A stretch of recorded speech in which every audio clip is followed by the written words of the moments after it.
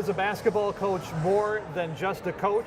The answer to that question comes in a feature-length documentary that is screening this year at the Myrtle Beach International Film Festival. The title of the film is More Than a Coach, the Taft Watson story.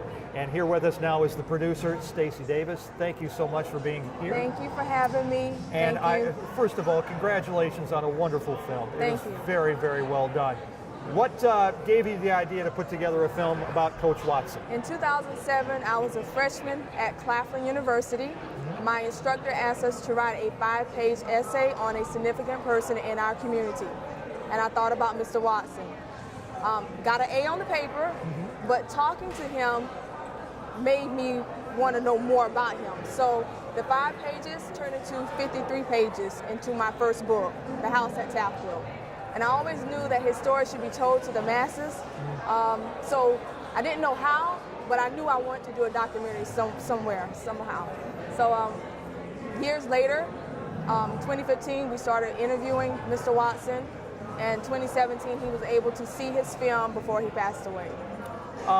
Does it make a difference now that he is gone? I mean, does that change your perspective on this film and how you've done it? I see it very differently now because he is not here, and it seems a little weird, you know, spending all these years with Mr. Watson, talking to him, working with him, and I was so happy that he was able to see his film. And now it just feels like I need to keep going, don't let it stop now, keep pushing it so that other people can know his story. Before we go any further, we should explain who exactly Taft Watson was. Tell us a little bit about his life. A small summary about Mr. Watson. He is a legend in the state of South Carolina. He was a basketball coach for Turtles Bay High School in Marion County. And what he did was something very amazing in this area. He took 2 high school teams to Columbia for the state championship, and he won both games on the same day. Never been done in the state of South Carolina. And so never will be again. Never will be. No. You won't have coaches to coach right. girls and boys. So that was, you know, a historical figure in our time.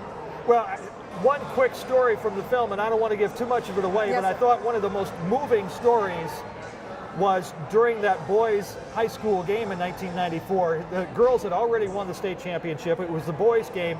They were struggling. They were not doing well, so he calls a timeout. He brings the whole team together Yes, on the sir. sideline, and he doesn't say, you need to shoot better, and you need to rebound better, and you need to pass better. What does he do? He says we need to pray. We need to pray. He called a prayer in the middle of the game. Yes, sir, he did. If you knew nothing else about the man than that speaks volumes Yes, about sir. him. Yes, sir. What is it about his life that inspires you? He was a man of prayer, and just working with Mr. Watson, he was full of wisdom, and he knew things, and he wasn't the person that you couldn't talk to him. You could always, all ages could talk to Mr. Watson. So just watching him, how he interacted with people, it just, you know, made me know that treat people right and be respectful. It'll take you a long way. Let's talk a little bit about the film, the decisions that were made. At some point in time, you decided you were going to do some reenactments. How did that come about, and why did you decide to do that?